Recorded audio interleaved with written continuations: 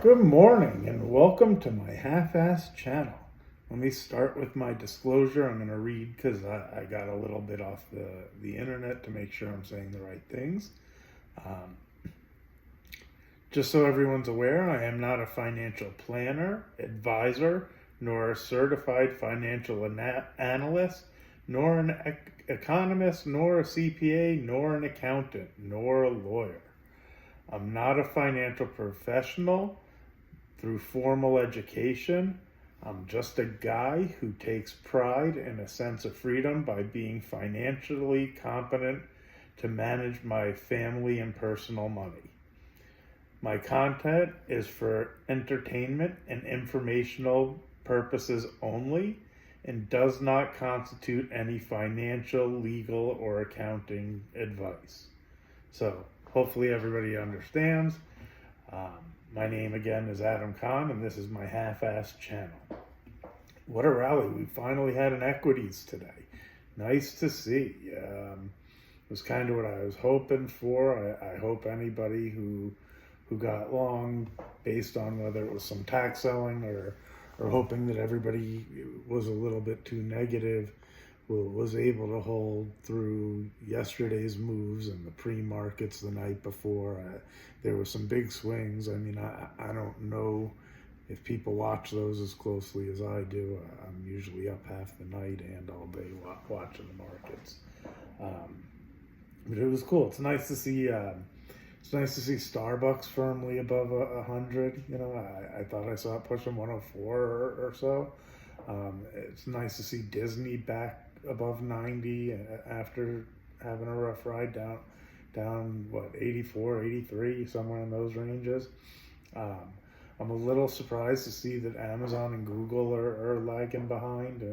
I know that the big tech companies have been out of favor. I think they're out of favor enough that, I mean, Google, Amazon, probably pretty strong companies, but you know, it's still nice to see everything else chugging along and moving well. So let's talk about the cryptos a bit because I had a theory on that. I want to see.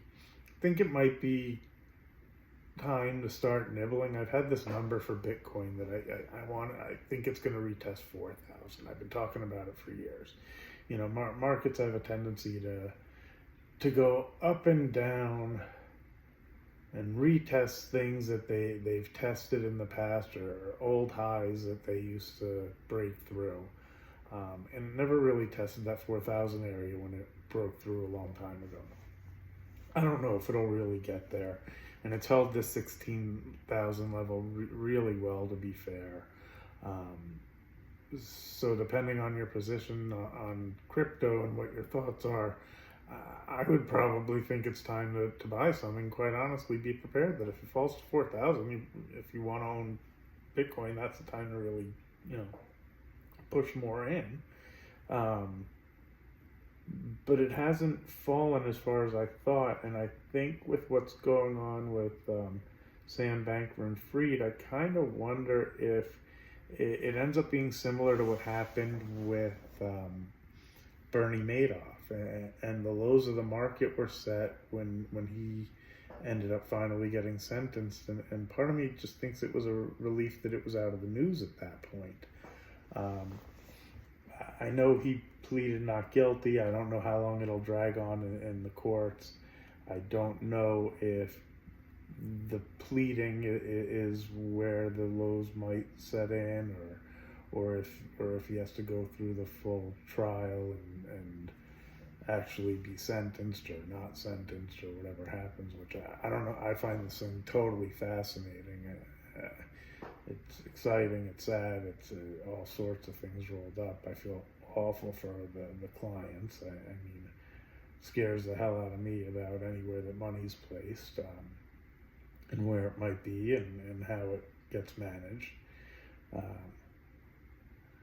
and how a few what appears to be possible bad apples could have really done a lot of damage to a lot of people and companies and things of that nature. Um, and then I just want, as a trader and somebody who's done it all my life, I wonder how it happens. Is it somebody who just starts out and they've been doing real well for a long time, and they start to have a trade go against them, and they just get a little bit stubborn as it gets worse and worse and worse, or is it total just theft, or what's going on? Where does it begin, and how does it continue? And my head goes everywhere. My God, imagine being the parents. Were they unaware? And you have this child who's graduated top universities, managing billions of dollars, incredibly proud of them, and then find out there could be an issue, and it's a major one where they might be spending a little time in jail. So, all quite interesting. And currencies. So the yen had a huge pullback, kind of not real fun for me in the position I had on. I'm hoping it's still continuing in the same direction, and I'm implementing two of my favorite trading strategies, and it's pretty rare that I use them. Well, I probably use them a lot. I'm gonna implement hope and pray at the same time. Yeah, sometimes I like to go in with hope, and sometimes I like to go in with pray. But in those unique situations where my ass is really getting handed to me, I combine the two. And sometimes I'll even close my eyes and walk away from the computer while I hope and pray, because then I find if it works, I have such relief, and then the kick in the ass isn't quite the same when the strategy fails. You just kind of come back and, oh, I got kicked in the ass. That being said, the euro currency broke out to the downside as well, but they seem to have managed to pop right back into the range they were running in. It dropped down below 106 and got into the high 105s, when before that it seemed to be between like 106.50 to 107.50ish, maybe 106.40 range, and now we're right back. We traded up to like 106.60s, and now it's sitting right around 106.50. If it holds this area, I think it stays in that range again, pops right back up to 107 and change, and maybe just continues to stay in the range. The Canadian dollar similarly seemed to have traded its entire short-term range, traded from like 73.12 or 13 up to 74 and a quarter, 74.24 if my memory is right. That seems to be about where it's been trading. I've been trying to buy it around 73, sell it around 74. I would rather be long, so I don't want to get like overly. I wouldn't want to get short at 74. I'd rather wait and see if it gets back down close to 73 and buy it again, and then either get out and hold a little bit in case it continues to go, because I'm still overall I'm still bearish dollar. I still think, I use what I call a Chanel, or what I call from my childhood the Varney guide.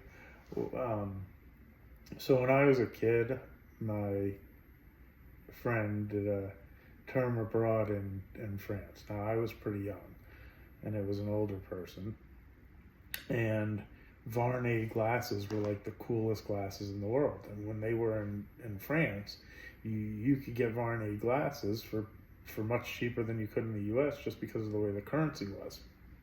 Well, I've thought that way through my whole life, because what happens is eventually the currency reverses, and it gets more expensive in France and evens out and makes sense over time, kind of like I always say, where markets make sense over time. I think the same thing's going on now. I call it the Chanel, or the brands that I'm a little more familiar with now, where it's really cheap to buy that stuff in Europe right now, and compared to what it is in America. I think it takes a long time for that to shift and change, but I don't think that it stays that way forever. I think eventually things become about the same price in all the countries. And if you see where it's too cheap here, too cheap there, and it causes travel changes, which I think is what's going on, because you have Americans flocking overseas because right now the dollar's still strong. I think eventually that's what evens out, and that's why what I like the best is the dollar trade, because I think the Chanel indicator, so to speak, tells me that the dollar's gone a little too far, and the euro probably needs to strengthen, as does the yen, as does the Canadian dollar, and some others, because right now it's attractive to travel over there for those reasons. So I hope you enjoyed my little chat. I tried to talk a little longer and get into a little bit more markets and stocks, I guess. Feel free to shout out, give a thumbs up, subscribe, whatever you want to do. Have a great day. Bye-bye.